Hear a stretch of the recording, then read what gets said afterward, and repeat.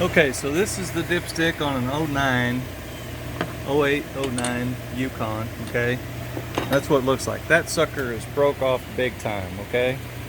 Now, that's the new one installed there, and I've got a light on it, and I'm gonna try to show you where that light is. Okay, so if you come in through the passenger wheel well right here, and I've got that light sitting there, and it's pointing right at it, okay? That's where it needs to go. Now you can see it from here very easily, all right? You get it lined up in the right spot,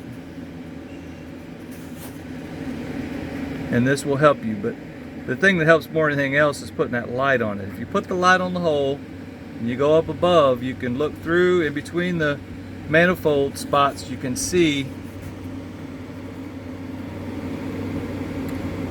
the hole and be able to stick it in when you're looking down from the top.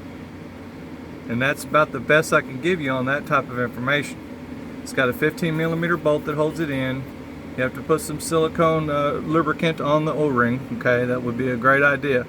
I'm gonna try to show it from the top, but I can't guarantee anything. It's kind of tricky from the top, so just hang on a sec. All right, so you wanna put your head about right here and look through there, right here, and you can see it. You can see the hole. You see that little shiny spot there? That's the dipstick. So you'll be able to look through it right here.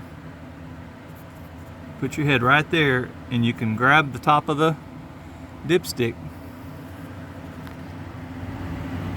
You can grab the top of the dipstick right here and manipulate it and get it in the spot. So that's where you need to look.